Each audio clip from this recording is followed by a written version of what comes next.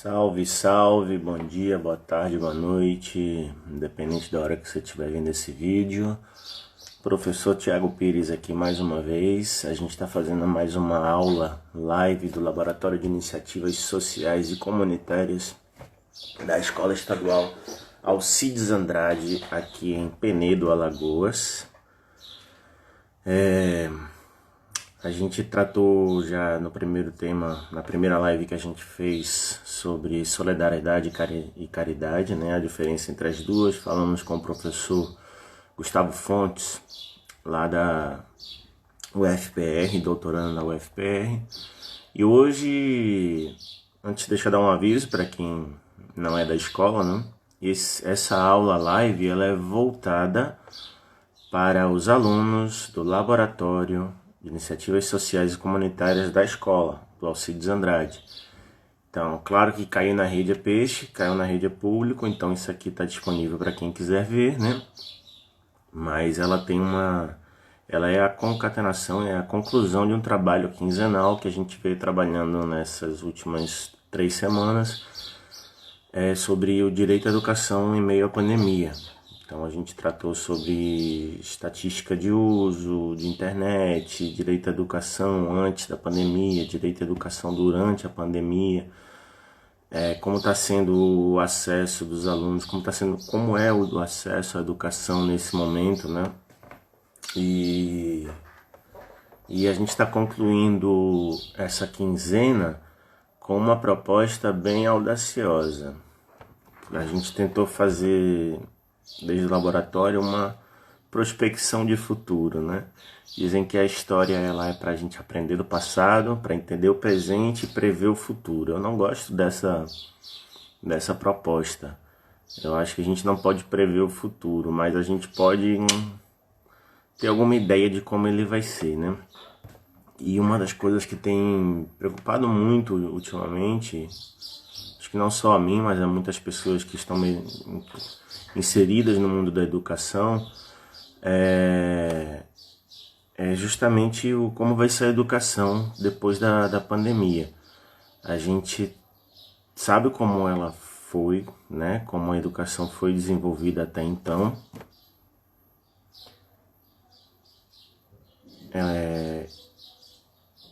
Como a educação foi desenvolvida até então. E, tá, e, e agora a gente está nesse momento de transição, né? Nesse momento confuso da, da educação e como é que vai ficar tudo isso depois. Para isso a gente vai conversar também, chamei hoje como nosso convidado o professor Wendel Mota dos Reis, ele é professor de História também lá de Sergipe, deixa eu colocar ele aqui e vou deixar que ele se apresente. Eu sou Tiago Pires, né? Professor de História aqui no Alcides Andrade. O Wendel tá chegando aí. Está meio paralisado aqui, né? Seja bem-vindo, meu cara. Tudo bem, Thiago? Tudo Esta- certo? Estamos aí para mais esta tarefa aí hoje. Pois é, educação rompendo limites, cruzando São Mi- Minha, Francisco de um lado para o outro. é isso aí, importante essa troca,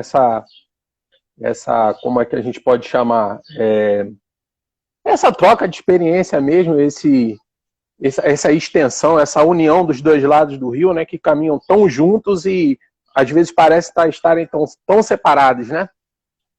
É verdade, é verdade. Pra você Minha, tem uma minha ideia, imagem, tá normal? não, a sua imagem ainda não entrou. Tá congelada, eu acho, né? Você tem para Bom, sair de novo? deixa eu dar uma Pra ver olhada se aqui. Pode ser algum problema na internet, né? a Deixa eu ver internet aqui esses dias novamente. aqui no Baixo São Francisco não está colaborando, não. É verdade. Deixa eu tentar aqui novamente. Vai lá.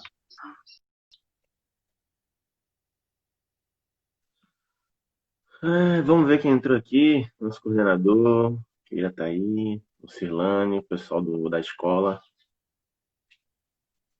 Entendeu? Professor Bruno também está aqui. Rios Felipe. Valeu, galera, por entrar aí. Obrigadão. Vamos ver se o Wendel aparece pra gente agora.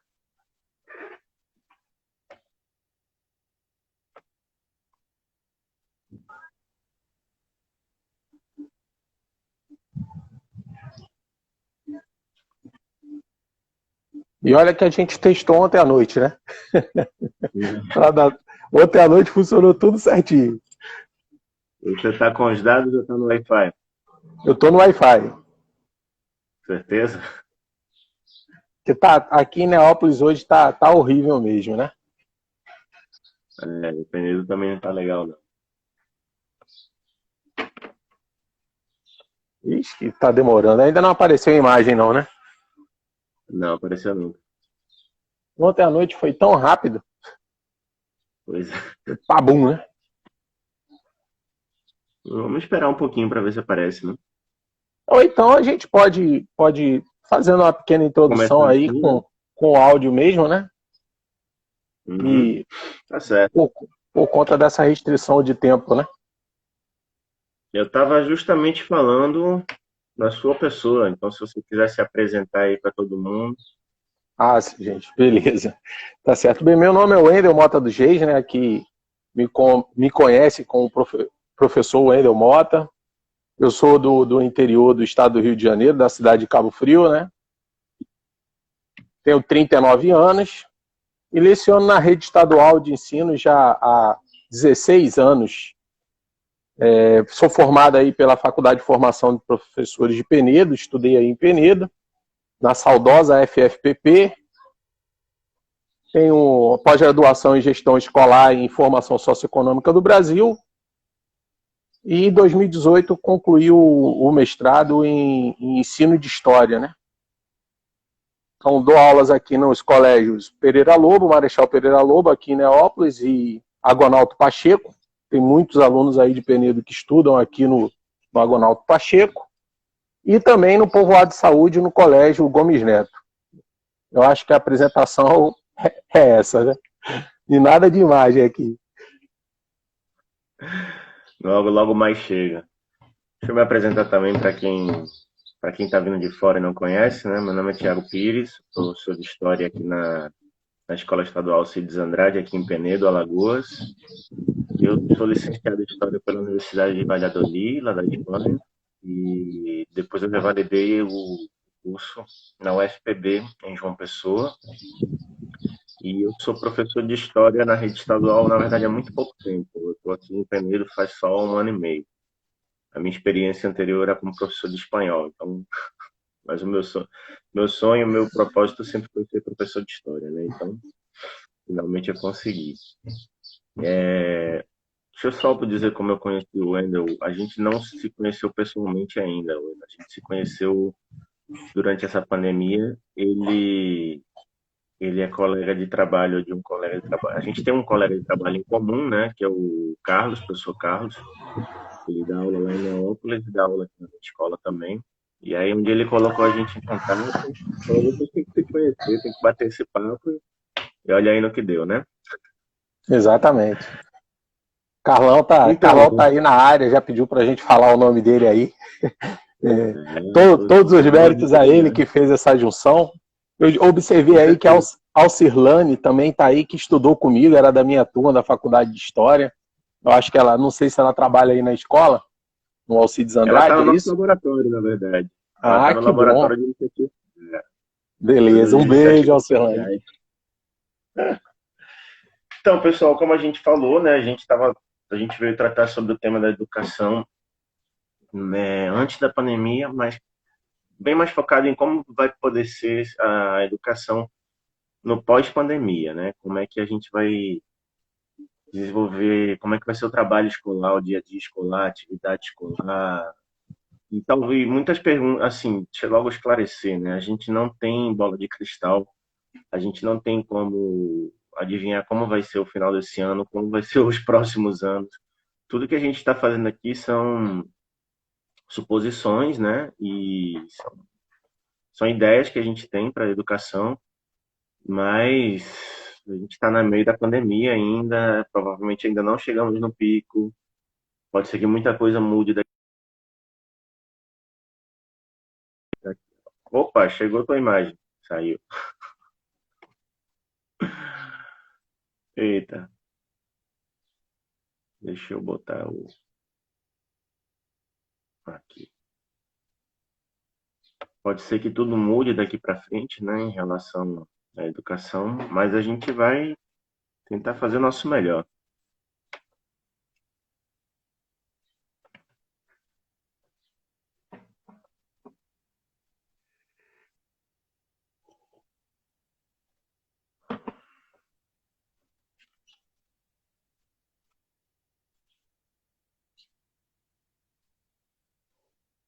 Será que agora o Wendel entra?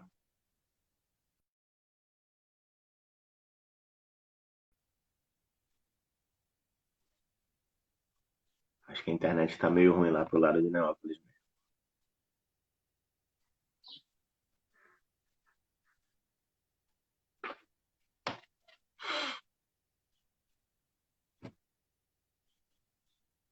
A net caiu.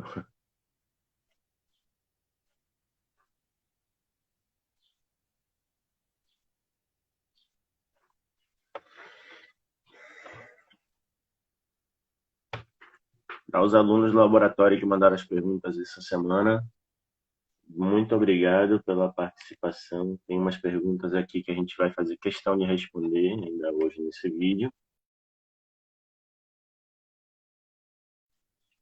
A pergunta da Yara. A internet do Wendel não tá indo mesmo, não. Eita.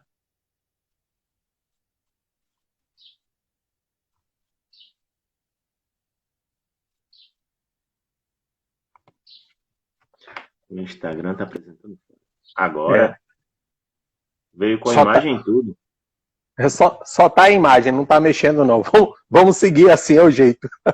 Quando ele cismar de funcionar, ele funciona. Então vamos embora. A gente fez uma pauta aqui pra gente fazer a nossa aula, né? O primeiro que a gente estava pensando em conversar era sobre o que é educação, né? Tem uma grande Exato. diferença, tem uma grande diferença assim do que eu, precisamente agora nesse momento de aula não presencial, né, de aula remota. A Alagoas já começou, o Sergipe vai começar daqui a pouco, sobre o que é educação e o que é ensino-aprendizagem, né? A educação, ela envolve muito mais do que só o conteúdo que a gente pode passar para os alunos através da internet. Quando a gente posta uma atividade, uma aula na internet com uma atividade para os alunos responderem, a gente está fazendo um processo de ensino-aprendizagem que para o momento que a gente está passando é muito válido. A gente está mantendo uma atividade cognitiva nos alunos, proximidade com a escola, isso é bom. Mas a educação, ela supera tudo isso. A educação é convívio social, a educação é empatia, simpatia com o próximo também, é você lidar com as diferenças, é saber trabalhar em grupo, e isso a gente não pode fazer na virtualidade, né? É muito difícil. E é uma das grandes críticas das pessoas que criticam a implementação do EAD na educação básica, né? Essa questão do ensino à distância na educação básica, eu acho uma questão muito complicada, até porque eu tenho uma certa experiência, digamos assim, com a EAD no ensino superior. E a EAD no ensino superior, ela já é muito complicada, a gente tem uma mania de procrastinar, né, de estar sempre adiando nossas atividades, nossas leituras, que eu acredito que os alunos do ensino médio, do ensino fundamental, apesar de que alguns já têm esse nível de maturidade, mas a grande maioria ainda não tem. E exige um grau de compromisso, de maturidade, de consciência de que é preciso fazer muito grande, né? Então, aquela questão que a gente já vem conversando, né? A gente só vai conseguir entender onde eles chegaram quando nós retornarmos. Então, até para compreender onde eles chegaram, a gente vai precisar ter um contato físico. Isso aí prova que, pelo menos nesse momento, nessa estrutura que nós temos, a EAD, principalmente para o ensino fundamental e ensino médio, não é algo viável. Então, existe medo por parte de alguns professores, de alguns colegas, existe medo por parte até mesmo de algumas famílias dessa substituição, mas eu acho que esse período vem provando cada vez mais a importância desse contato, da socialização, dessa aproximação professor-aluno. E tem outra questão que é até quase jurídica, né? Legal, né? Porque o esquema da educação, quando a gente pega a Constituição, né? E diz que o Estado tem que prover, deixa eu pegar aqui, o artigo 205 da Constituição, né? A educação, direito de todos e dever do Estado e da família, será promovida e incentivada com a colaboração da sociedade, visando ao pleno desenvolvimento da pessoa. E você pega o inciso 1, igualdade de condições para o acesso e permanência na escola. Quando o Estado ele coloca a escola, né, como edifício, ele coloca o teto, a carteira, o professor, o quadro branco, o piloto, ele está, de certa forma, oferecendo, provendo os meios para fazer educação. Agora, e aí é que está o grande esquema de chamar, por exemplo, aqui em Alagoas, de atividade remota, né, de regime especial de atividades não presenciais. Porque se fosse educação à distância, o Estado, de certa forma, teria que prover tanto os professores quanto os alunos dos meios para eles poderem ter acesso à educação. E isso na educação básica no Brasil seria muito inviável ainda. A gente teria que ter 25% do PIB dedicado à educação. E olha lá.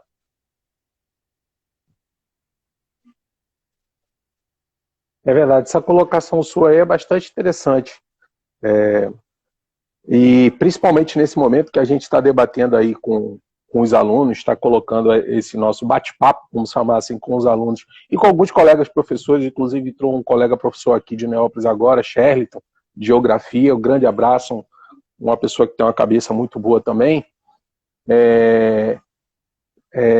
Essa questão da infraestrutura, da falta de disponibilização de materiais, né, não só para os alunos como para os professores. Infelizmente, o Estado brasileiro ele é ausente, se faz ausente, parece que durante um bom tempo ainda vai continuar ausente. Nós temos aí vários alunos com problema nesse acesso, e professores também, colegas professores também. Às vezes, o professor, a boa parte da sociedade, da nossa comunidade, da nossa localidade, em função do estado de pobreza, dos baixos níveis de renda, às vezes entende que o professor tem um salário melhor, o professor é rico, como alguns falam, e na verdade não é. Nós temos aí vários colegas passando por problemas de acesso, não só a equipamentos, como também de conhecimento nessa área. Mas isso aí a gente vai falar um pouquinho mais à frente, vai se aprofundar um pouquinho mais à frente.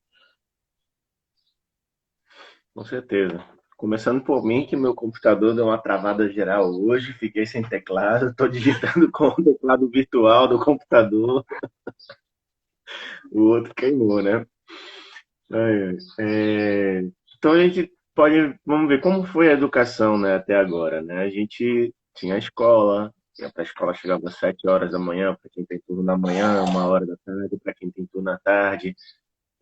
Você chegava lá, sentava na sua sala de aula, o professor ia lá para frente, dava a sua aula, colocava tudo lá no quadro. Isso foi mais ou menos como foi a educação até agora, né? Isso, e assim, e foi meio que institucionalizado já há muito tempo, né?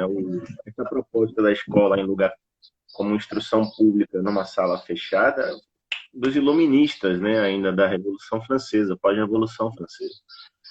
E se assentou e é até hoje, né? E, de certa forma, isso aqui, essas aulas online, elas estão sendo uma revolução no sentido também da educação, né? E aí mas aí tem um grande problema, porque quando a gente pensa no Brasil da Constituição de 1988, que garante a universalização da educação, e a gente conseguiu universalizar o acesso à educação para uma grande parcela da população, né? Se eu não me engano, a gente estava em 89% da população em idade escolar dentro da escola. Eu li esse dado faz um tempo, não estou com ele aqui. Mas isso foi conseguido no espaço de mais ou menos 20, 25 anos, entre 1992 até 2012, 2015, a gente conseguiu colocar boa parte da população em idade escolar dentro da escola, né? E isso foi um grande logro, assim, tanto da parte da Constituição de 88, quanto, inclusive, da LDB também, de 96. Exato. E em cima disso, a gente tem um grande desafio, que é um embate que é assunto de constante debate. A Constituição de 1988 trouxe algo muito importante, que foi a universalização, né, para que os alunos que estão nos assistindo aí, no meu caso me ouvindo, né, compreendam, universalizar, disponibilizar a escola para todos. Por quê? Antes da Constituição de 1988, a escola não era para todos. A gente vê tanta instituição escolar hoje que acha que sempre foi assim e não foi. Nós tínhamos uma escola, uma educação pública, basicamente voltada para as pessoas que tinham um pouquinho mais de condição e principalmente para a elite. A política, os políticos da época, durante o período, sempre jogavam a favor de si mesmo e de seus próximos. Então, a Constituição de 1988 traz esse novo panorama de uma educação obrigatoriamente para todos. Nós tivemos um grande avanço com a questão da... Meu Deus, fugiu agora. Que trata do trabalho infantil, da proibição do trabalho infantil. O ECA, exatamente, foi muito importante também desse processo de crescimento, de universalização da educação, até porque durante um bom tempo existia uma dupla questão. Vou para a escola ou ajuda meu pai a trabalhar para a gente poder comer? Até porque também a questão da alimentação escolar regulamentada da forma que existe hoje também é uma conquista da Constituição de 1988. Então a instituição do ECA, da fiscalização do trabalho infantil, da proibição do trabalho infantil, tudo foi muito importante dentro desse processo de desenvolvimento da educação pública atual. E, voltando lá à questão que eu havia colocado, a universalização, o embate que existe, é a questão universalização e qualidade.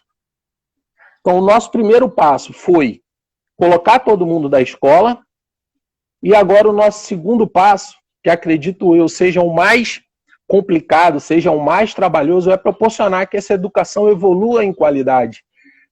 Nós vemos aí que os índices dos nossos alunos, principalmente nas provas internacionais, não são os melhores.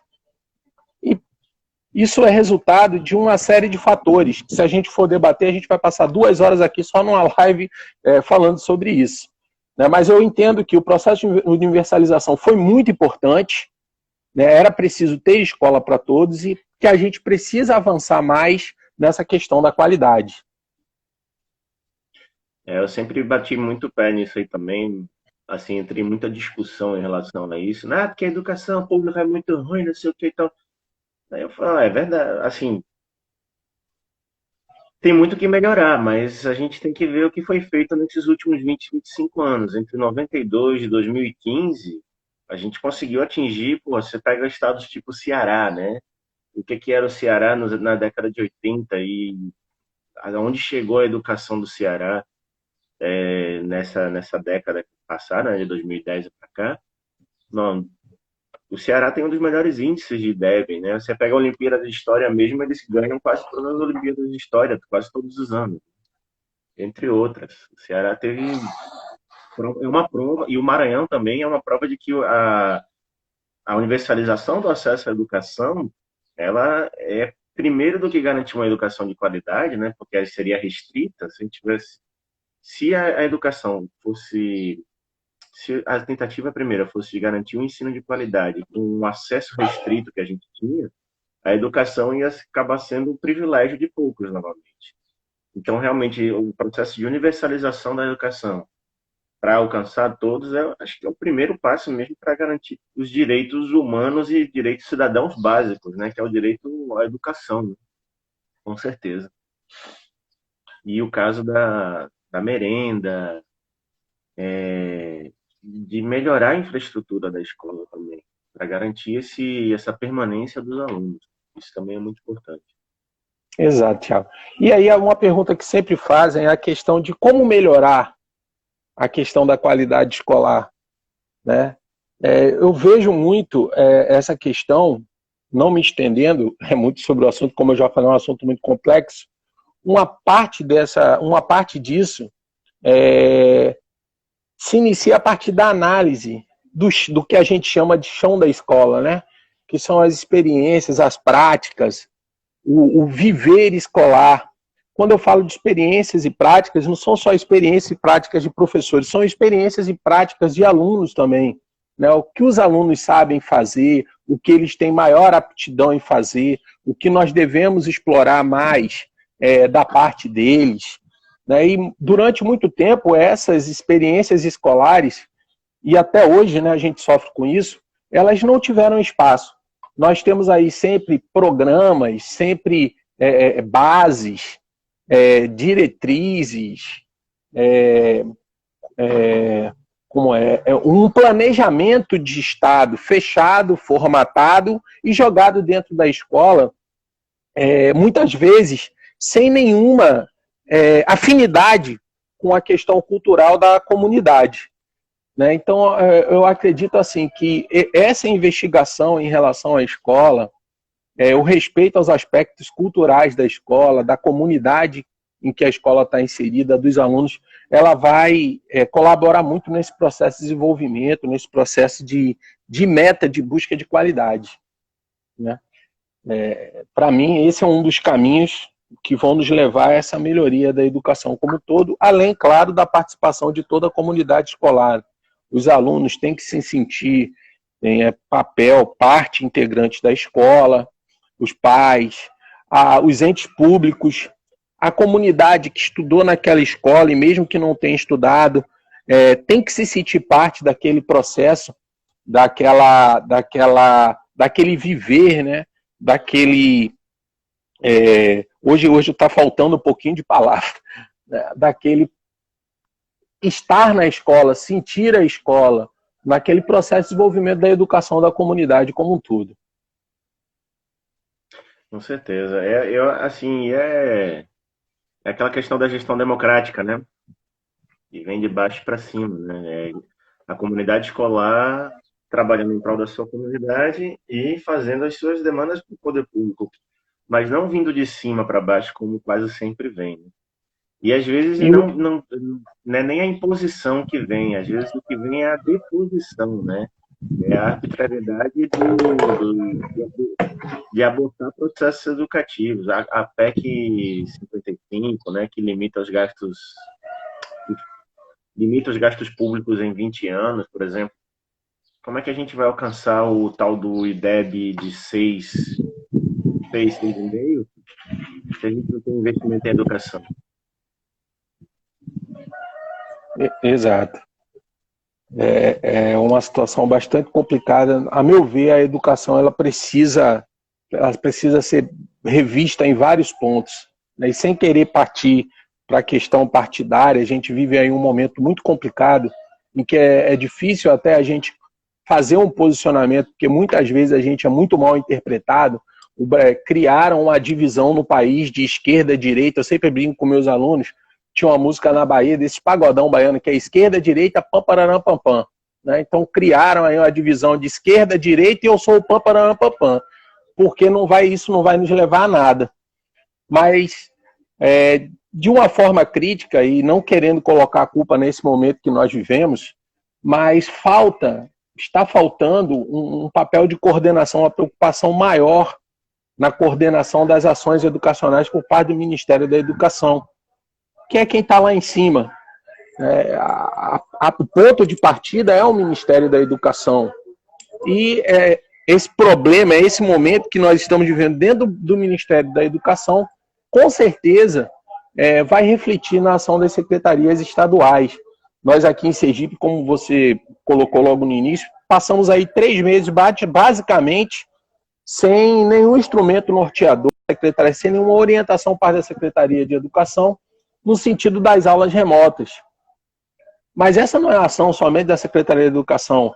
O parecer da CNE passou quase 45 dias lá em cima da mesa do ministro e ele não deu resposta nenhuma. Foi Então, feito boa no dia parte. 28 de abril, né? Ele saiu, ficou Exato. prontinho no dia 28 de abril e foi assinado essa semana, segunda-feira ou terça-feira. Muitas vezes os alunos, poxa, os professores estão perdidos. Realmente estamos, porque é algo que nos foi repassado assim muito próximo. E Muito lindo. basicamente sem nenhuma orientação. Né? Praticamente foi jogado em cima da mesa e a gente está, através da nossa intuição, tentando buscar alternativas para que a gente consiga atender pelo menos uma pequena parte dos objetivos. Né? Eu acredito que os alunos eles têm uma série de perguntas a fazer. Muitas dessas perguntas a gente não vai saber responder também. Você colocou muito bem isso nisso, não vai poder afirmar que vai ser assim, assim, assado. Mas eu acredito que lá no final, quando a gente fizer o nosso fechamento, nós vamos tentar dar uma luz a vários questionamentos, alguns até que os alunos já enviaram aqui, né, pelo que eu estou sabendo. Pois é. Viu, alunos? Então nos perdoem se a gente errar nesse momento. A gente não estava preparado para isso, ninguém estava preparado para isso. O que a gente está fazendo, o Sergipe ainda vai começar, eles vão ter um treinamento nesse sentido, né? Mas aqui em Alagoas a gente teve 15 dias de suspensão das aulas e quando voltou a gente já voltou na aula remota, né? Então foi tudo improviso, de supetão. E a gente está trabalhando em cima do improviso mesmo. Então, agora já está melhor, mas esse primeiro mês que passou realmente foi bem de adaptação, foi bem complicado, né? Nos perdoem por todos os E o, erros. exato. E o que será que esses improvisos, né, que esse novo momento pode trazer para a gente dentro do cenário educacional? Né? Como vai ficar essa educação DC? Né? Educação depois do coronavírus. Eu acho que vai mudar muita coisa. Eu acho que vai mudar muita coisa. Eu acho que a primeira coisa que deveria se observar é aquele termo que eu conversei com você, que eu ouvi essa semana, que é a arquitetura escolar, né? O espaço da escola, a disposição das pessoas, né? A distância dos corpos, como é que a gente vai manter o isolamento social, né? Mínimo, aquele 1 metro quadrado por aluno numa sala de 47 alunos, né? Como é que fica isso? Como é que a gente vai conseguir? Vai ter máscara para todo mundo?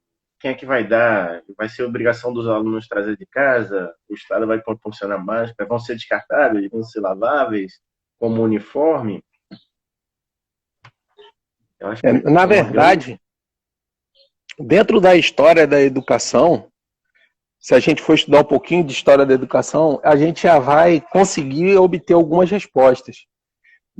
Essa formatação de prédio escolar que nós temos hoje dentro da arquitetura escolar, da infraestrutura escolar, ela foi moldada justamente num período de pandemia, de epidemia, quando a tifo, a gripe espanhola, ela começou a assolar o mundo e o Brasil. O chamado processo higienista ganhou força e ele teve uma influência direta dentro da escola. Então, essa forma de escola que nós temos hoje, com salas com mais janelas, um pouco mais arejadas, corredores longos, foram criados dentro dessa perspectiva. Então, a minha grande indagação é o que o coronavírus, se a gripe espanhola 100 anos atrás trouxe todas essas alterações para a infraestrutura escolar, e que essa infraestrutura nos parece tão comum hoje, a gente, geralmente quando eu toco nesse assunto, muita gente, poxa, e é assim, as aulas antigamente eram dadas nas casas dos professores ou embaixo dos pés de jaqueira e mangueira da vida. Muitas vezes, os locais fechados não eram locais muito apropriados para a aula, faltavam janelas, faltava ventilação, os locais eram muito úmidos, o que permitia uma proliferação muito rápida de vírus e de outras doenças. Então, a gripe espanhola já trouxe esse impacto de uma reorganização, de uma ideia de prédio escolar que também não existia. Essa ideia, então, que nos parece muito comum hoje, não era naquele período. Já é fruto, o que temos hoje é fruto dessa experiência dessa preocupação com a higiene e a saúde, promovida em boa parte por essas epidemias e pandemias de 100 anos atrás. O que eu fico aqui na cabeça, tentando fazer aquele exercício da futurologia, né, que nós não somos futurólogos, mas eu fico imaginando de que forma o coronavírus vai impactar, e com certeza eu acredito que vai impactar nessa nova forma de organização de espaço e infraestrutura escolar. Por exemplo, nós vamos precisar de mais pias dentro da escola, uma mudança de hábitos, nós vamos precisar lavar as mãos com muito mais frequência agora, essa questão da máscara que você colocou, enfim, nós com certeza, essa educação DC vai vir aí dentro de um novo formato, que nós vamos estranhar bastante, porque nós somos os pioneiros, nós estamos vivendo esse processo de transformação, mas daqui a 100 anos, acredito que com certeza existirão algumas práticas que começarão a ser adotadas agora, que farão parte, serão comuns na vida dos alunos, dos nossos netos, bisnetos, tataranetos e assim sucessivamente. Me lembrou um meme que eu vi essa semana, né? Que era memes de 2050. Quem nunca foi para a escola de máscara não teve infância, né? Com certeza. Eu acho que a gente vai precisar mesmo é de mais escolas. Assim, mais escolas. Se você pensa que, por exemplo, tem um processo de fechamento de muitas escolas. Ano passado fecharam muitas, né? Muitos CAICs foram fechados, o daqui de Penedo foi fechado, o CAIC, acho que tem Palmas foi fechado no Tocantins. Várias escolas foram fechadas ano passado, muitas. E não é um processo só do ano passado. Tem uma média, no Nordeste tem uma média de 2.000 escolas, 2.000, posso estar enganado, mas 1.000 a 2.000 escolas que fecham cada ano, no Nordeste inteiro. Então, isso já é um processo de 4 anos para cá, de 2015 para cá, muitas escolas vêm sendo fechadas. E aí, o que acontece com os alunos? Concentra numa escola só. A gente viu, por exemplo, aqui na nossa escola, no Alcides Andrade, o fundamental bombou do ano passado para cá com o fechamento do CAIC. Então, a gente tem 2 sétimos, a gente tem 2 oitavos, né? E isso é um problema, porque se você pensa agora que com o fechamento das escolas, os alunos ficaram mais apilados dentro de uma sala fechada com muitas pessoas, como manter essa distância social, né? E como é que a gente vai resolver isso? Como é que a gente vai manter uma sala, por exemplo, se mantém os padrões eu sei que é o Banco Mundial, né? Mas o Banco Mundial também coloca muitas diretrizes educacionais a nível mundial. E ele diz que, por exemplo, nos últimos anos do fundamental, o ideal de alunos é 19 alunos por sala. No ensino médio, 23 alunos por sala. Como é que a gente vai fazer isso com uma média de alunos por sala de 27, 30 alunos que a gente tem, por exemplo? Como vamos manter esse distanciamento? É aquele 1 metro quadrado por aluno. Isso é um grande desafio. Então, ou a gente cria mais escolas, ou divide turmas, ou não vai ter escola para todo mundo. E aí a gente já está saindo da tal da universalização, né? Exato. Aqui em Sergipe nós estávamos passando por um movimento justamente contrário. A exigência da Secretaria de Educação em aumentar o número de alunos por sala de aula. Exato. Então, voltando àquele tema lá do fator qualidade, que nós falamos um pouquinho lá no início, essa questão da quantidade de alunos em sala de aula implica diretamente na questão da qualidade do ensino também. É muito complicado o professor dar um suporte para 40. Eu tenho, por exemplo, uma sala de aula que tem 47 alunos dentro de uma sala de aula. Então, talvez essa nova realidade de que precisamos de um maior distanciamento e uma redução do número de alunos, talvez venha impactar nessa questão da qualidade também. Agora, para esse momento, como você colocou aí, a necessidade de mais escolas, talvez esse seja um dos maiores desafios. Porque como criar uma infraestrutura... Exatamente.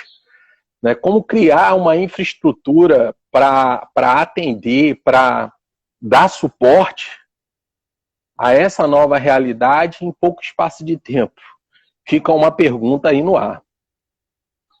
E já continuando, né? Se a gente vai precisar de mais escolas, vai precisar de mais professores, né?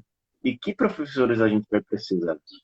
Como vai ser a formação dos professores agora lá na faculdade, lá na universidade? Como é que vai ser essa formação para esses professores que vão vir agora? Os professores que vão sair da faculdade daqui a 1, 2 anos, né? Como é que eles vão sair preparados para essa nova educação que vai vir? Por exemplo, São Paulo vai começar, deve voltar às aulas em julho com um sistema híbrido com menos alunos por sala. Eles estão falando em 25 alunos por sala no final, nos últimos anos do ensino fundamental e usando um sistema híbrido. Esses 25 alunos, por exemplo, seria 25, seria divididos, né? Você teria aula segunda e quarta e o outro grupo teria aula terça e quinta, e nos dias que você não vai para a escola, você tem aula online. E aí, como vai ser esses professores? Como é que vai ser a formação desses professores? E aí voltamos também para aquele tema, né? Como é que vai ser o suporte tecnológico para esses professores, né? Já que o Estado tem que favorecer a educação, a gente vai ganhar um computador, um tablet, uma conexão 4G?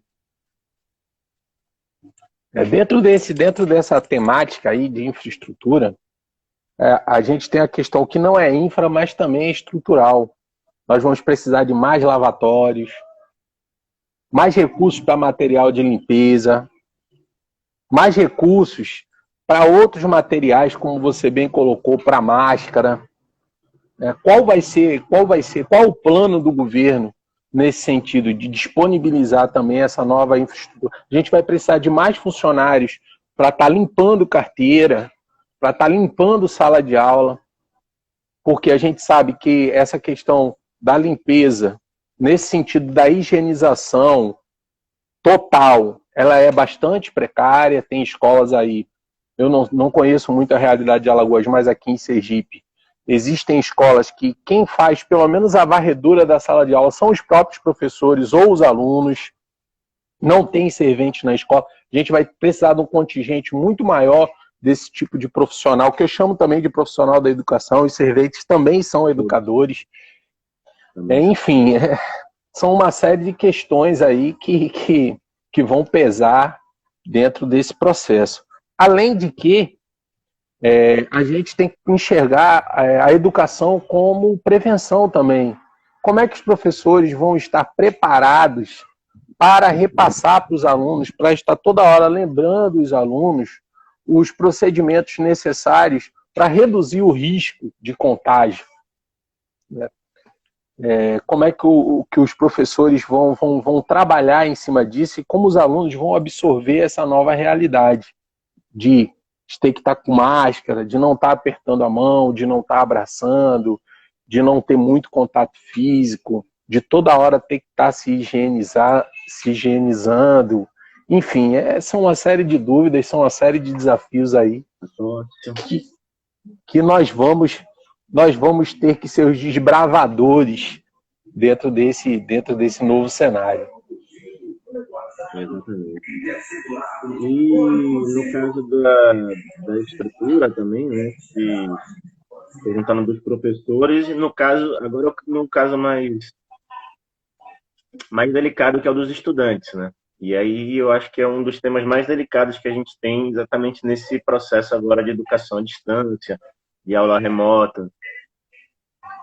Por exemplo, a gente sabe pela pesquisa do TIC Domicílios e do Cruzando Dados com o PNAD que 47% das casas brasileiras não têm acesso à internet. Ou tem de muito pouca qualidade que não dá para acompanhar aulas. Quando a gente vai para o Nordeste, a gente tem uma informação um caso assim, bem mais complicado até. No Nordeste, somente 30% das casas, quase 30% das casas têm acesso. Domicílios com internet banda larga. No Nordeste, na verdade, são 57%. Na zona rural cai para 44%. Mas se você for para 44% na zona rural, mas se você for pegar e dividir por classe, entre a classe D e E da zona rural, somente 22% tem acesso a algum tipo de internet em casa. Algum tipo de internet. A gente não está falando nem de banda larga. Algum tipo de internet que normalmente é plano de dados de celular. Eu vou falar uma coisa agora, Thiago, que vai soar como um absurdo. Muita gente vai estranhar.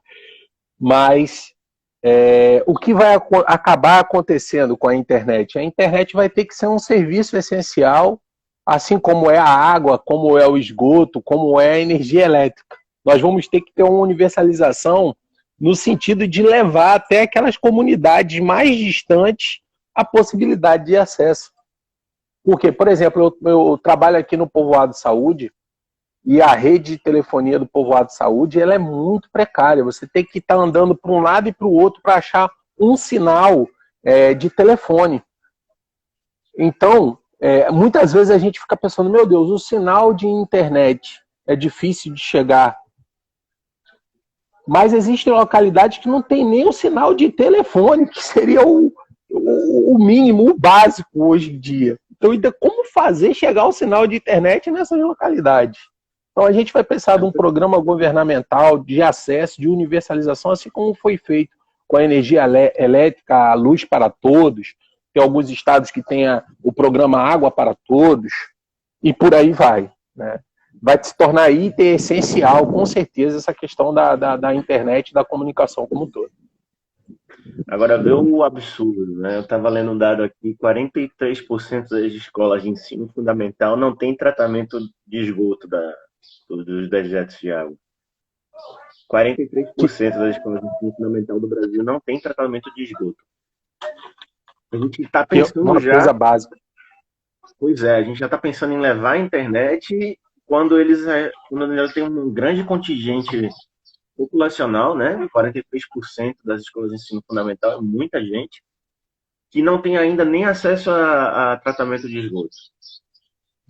E a gente já está pensando no processo de educação. Me lembra a frase do Fernando Pessoa, né? De que adianta levar o homem à lua se ainda tem gente passando fome no nosso planeta, né? Então... É nessas horas que a gente desperta para o quanto tempo nós perdemos. Quanto a política governamental, a política de desenvolvimento para a nossa população foi negligenciada. Não só em um governo, gente, é um processo histórico, é um processo que vem praticamente desde o início do processo colonial. O acesso à população de questões básicas, de necessidade, ela sempre foi negligenciada. E são justamente nessas horas do aperto que elas ficam mais evidentes, né? Como o governo não atende a população da forma que é necessária. Gente, mudando um pouquinho do assunto, citando um exemplo externo, olha como o nosso sistema de saúde ele era precário, a ponto de nós não termos nem macas, nem camas de hospital para que as pessoas ficassem pelo menos lá acomodadas e deitadas. Imaginem aparelhos e equipamentos. Na verdade, a gente vai precisar de uma reconstrução geral da nação em todos os seus segmentos mais importantes, que são o saneamento, a saúde e a educação. Isso aí é básico. A gente vai ter que repensar um novo Brasil, não dentro de uma plataforma política, partidária e de discurso, mas dentro de uma plataforma de consciência real. A gente vai ter que mudar isso. A gente está muito atrasado, a gente perdeu muito tempo na escola, na saúde, enfim. A gente está sem estrutura nenhuma, a gente está à mercê da sorte. A realidade é essa. E da intuição, né? E da intuição. E da falta de solidariedade. Exatamente.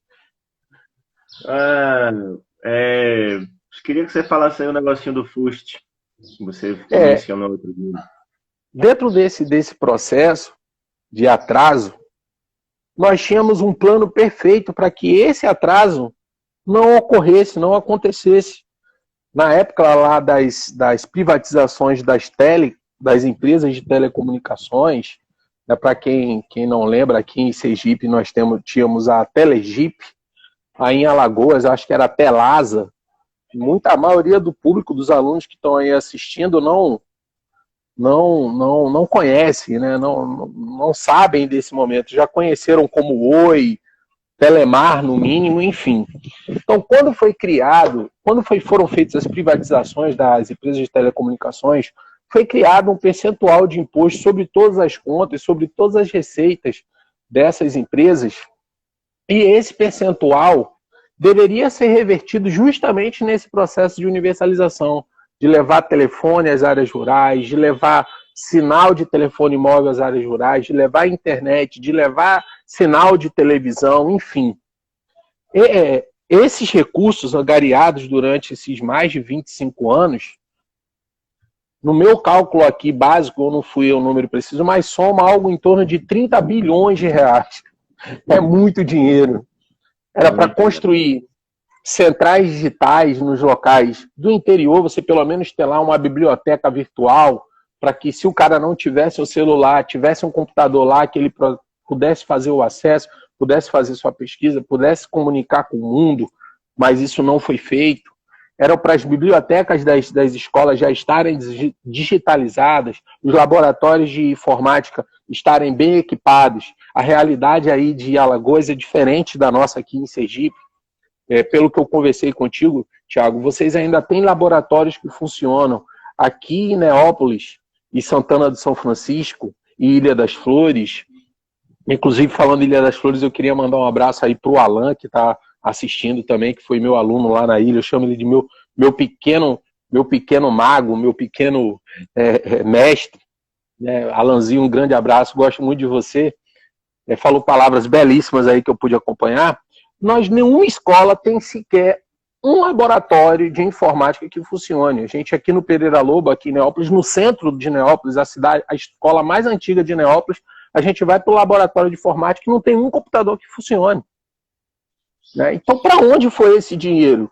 Quer dizer, o pensar essa infraestrutura de universalização foi pensado, mas o que fizeram com esses recursos e por que não deram avanço nessa política de universalização? É uma questão muito séria. Infelizmente, nós temos um país que tem leis perfeitas, mas que não possui a aplicação da forma que deveria aplicar. E vem aquela questão, e para que ter tanta lei, então? Porque subentende-se que a lei, se você não cumpri-la, você é penalizado.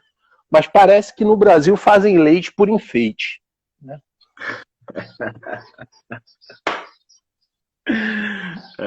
Essa é uma boa. Tem aqui a Rios Pelife, né? Ela fez uma pergunta aqui sobre a questão da internet sem instrução, ou seja, sem um professor não funcionaria como uma ferramenta inútil, uma vez que inúmeros aplicativos não são nem um pouco didáticos. Qual a visão dos senhores em relação a isso? Que inclusive está na nossa pauta aqui, a questão dos professores e os recursos tecnológicos e os alunos e os recursos tecnológicos, né? Essa questão da formação, da capacitação, como muitas pessoas falam, eu não gosto dessa palavra, acho que todo mundo tem capacidade, o que a gente precisa é se formar, né? Obter o conhecimento, passar pelos treinamentos. Né? Aí, Thiago, eu vou pedir aí que você está muito melhor nessa área que sou eu, fale sobre isso aí. Então, para a gente pensar só na atividade online, realmente fica difícil, né? O EAD, como você falou também no início da transmissão, ele exige um nível de maturidade, de responsabilidade da pessoa, e muitas vezes na educação básica o nosso aluno ele não tem, né? Assim, eu também fiz um EAD e para mim foi bem complicado. Eu demorei bastante tempo para terminar por muita displicência minha também. Então, e muitas vezes o nosso aluno da educação básica ele não tem essa maturidade para ser tutor de si mesmo, né? E exigir de si mesmo uma disciplina e uma perseverança na hora de fazer o EAD que é muito difícil a gente ter. Estudar é um negócio complicado, você tem que se forçar a ele, você tem que trabalhar em cima daquilo para aprender coisas novas, né? E mesmo que você faça por via EAD, na educação básica, sem uma intermediação humana, um tutor, um professor, um mestre, um coordenador, sem ter essa intermediação humana nas relações virtuais, o EAD é inútil. Não tem sentido na educação básica a gente implementar EAD puro e simples, né? Como se tivesse, por exemplo, né, que é uma situação emergencial, mas dentro dos estados que estão trabalhando com EAD, o Amazonas e o Maranhão, eles estão dando, assim, as melhores respostas nessa pandemia em relação à educação. Eles estão usando a internet, sim, mas muito mais a televisão, o canal estadual. Então, eles transmitem as aulas com um professor, né, vai para a rede de televisão, para o prédio da televisão e transmite a aula para toda a rede estadual em determinados horários, ou no período da manhã, no período da tarde, não sei muito bem como está indo isso, mas ele transmite a aula. E aí o aluno, ele assiste a aula, depois faz as atividades e manda para o professor corrigir na sua escola.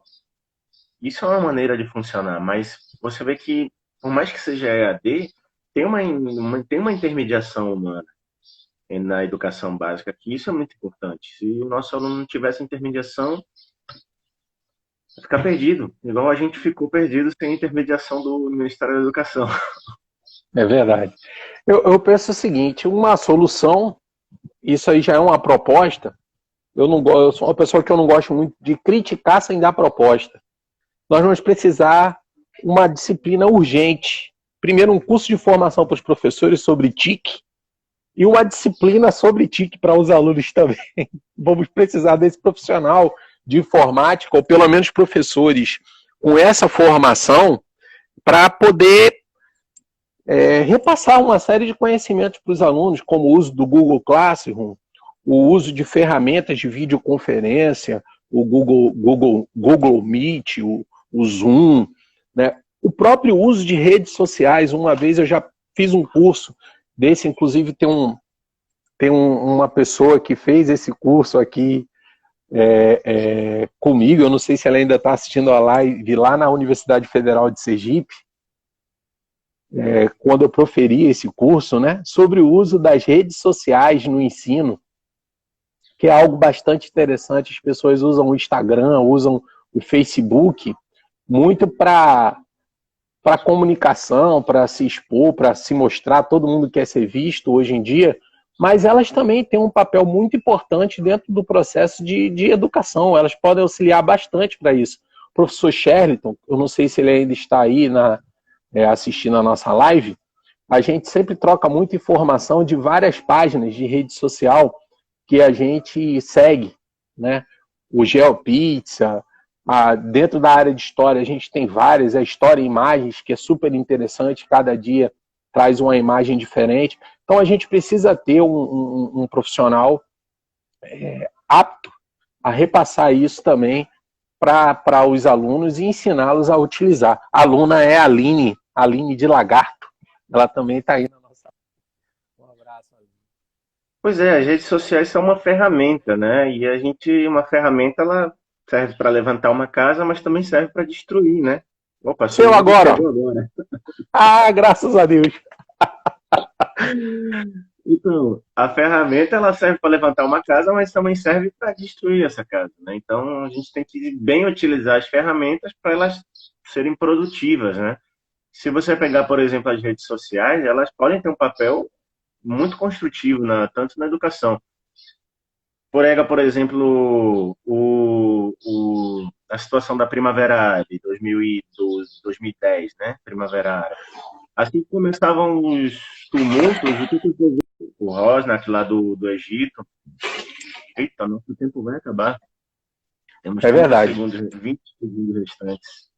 E para mim ainda faltavam 7 minutos. Para mim também, mas o nosso Instagram está dizendo que vai acabar já. Meu querido, muito obrigado, viu? Beleza, pessoal. Ok, faltou a gente falar sobre o lado bom do problema, né?